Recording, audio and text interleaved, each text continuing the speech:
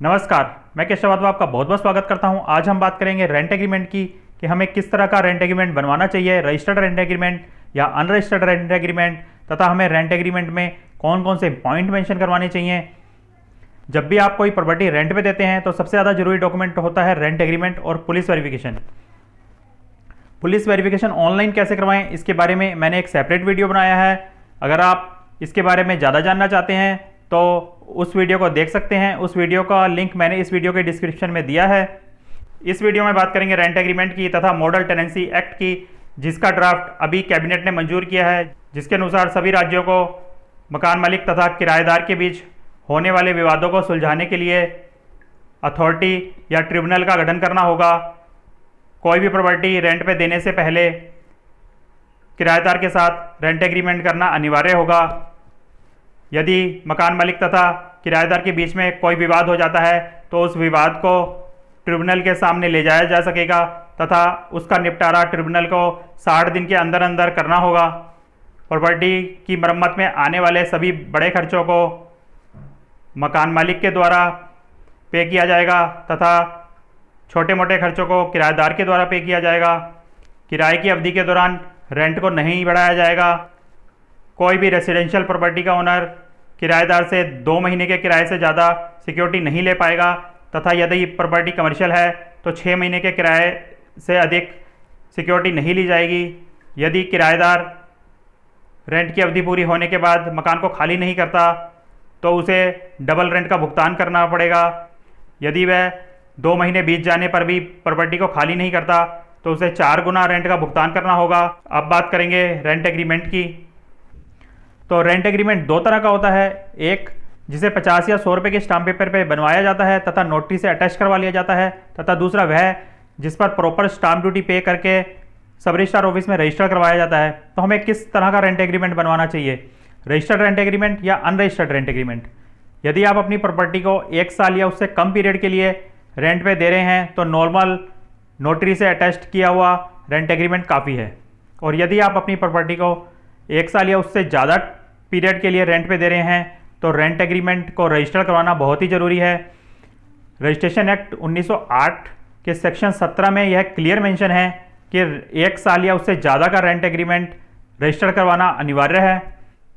यदि आप 1 साल से कम पीरियड के लिए अपनी प्रॉपर्टी को रेंट पे दे रहे हैं तो ऐसी कंडीशन में आप 50 या 100 रुपये के स्टाम्प पेपर पर रेंट एग्रीमेंट को बनाकर उसे नोटरी से अटैच करवा लें। और यदि आप 1 साल या उससे ज़्यादा पीरियड के लिए अपनी प्रॉपर्टी को रेंट पे दे रहे हैं तो ऐसी कंडीशन में रेंट एग्रीमेंट को ज़रूर रजिस्टर करवाएं।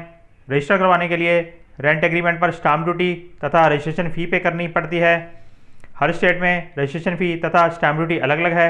यदि दिल्ली की बात करें तो यहाँ पर 1 साल से 5 साल तक के रेंट एग्रीमेंट पर 2% स्टाम्प ड्यूटी तथा 5 साल से 10 साल तक के रेंट एग्रीमेंट पर 3% स्टाम्प ड्यूटी तथा 10 साल से अधिक के रेंट एग्रीमेंट पर 6% स्टाम्प ड्यूटी लगती है।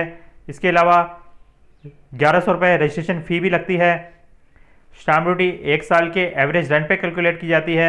आप कितने भी पीरियड का रेंट एग्रीमेंट रजिस्टर करवा लें, स्टाम्प ड्यूटी केवल 1 साल के एवरेज रेंट पे ही लगेगी।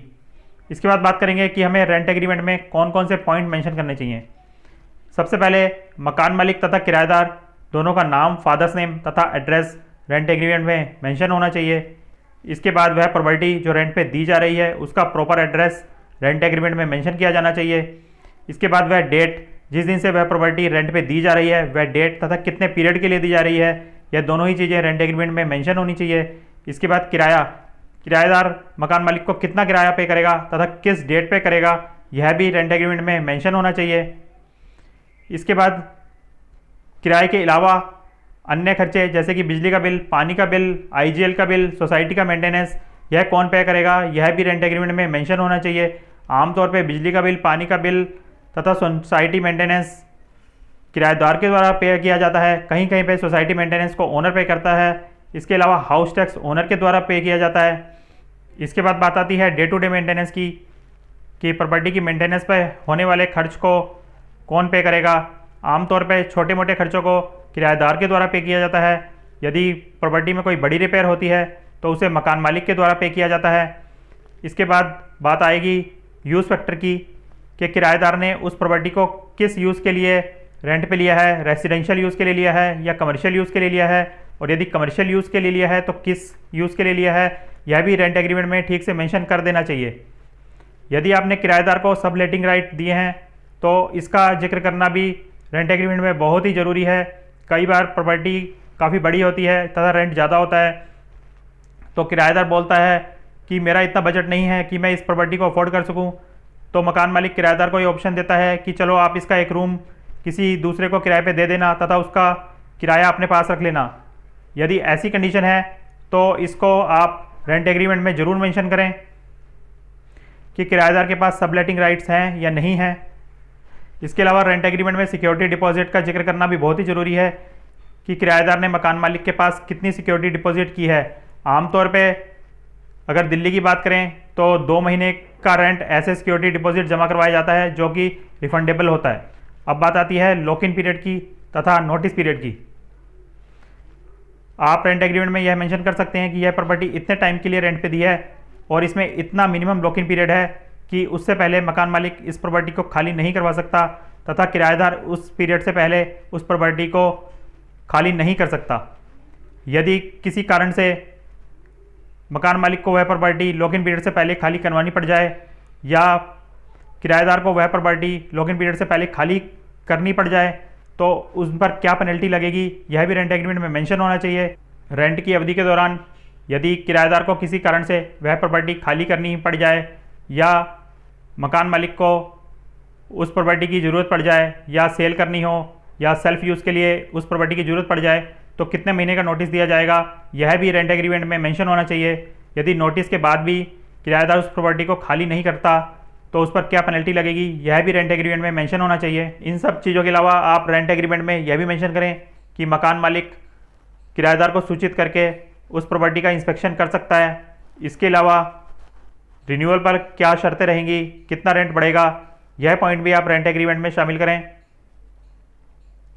इसके अलावा कुछ अन्य पॉइंट भी आप रेंट एग्रीमेंट में शामिल कर सकते हैं, जैसे प्रॉपर्टी में क्या फिटिंग्स लगी हैं। यदि प्रॉपर्टी के साथ कोई फर्नीचर दिया गया है तो उसे भी आप रेंट एग्रीमेंट में शामिल कर सकते हैं।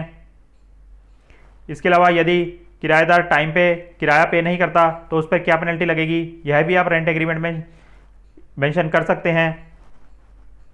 रेंट एग्रीमेंट के सभी पेजेस पे मकान मालिक तथा किराएदार दोनों के सिग्नेचर होने चाहिए। इसके अलावा इस पर 2 विटनेस के साइन भी होने चाहिए और यह सब करने के बाद आप इसे नोटरी से अटैच करवा लें या अगर 1 साल से ज़्यादा का रेंट एग्रीमेंट है तो उसे सब रजिस्ट्रार ऑफिस में रजिस्टर्ड करवा लें।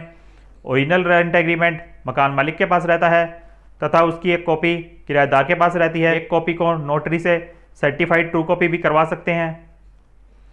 आपको यह वीडियो कैसा लगा कृपया कमेंट करके ज़रूर बताएं और अभी तक आपने मेरा ये चैनल सब्सक्राइब नहीं किया है तो कृपया इस चैनल को सब्सक्राइब कर लें। धन्यवाद।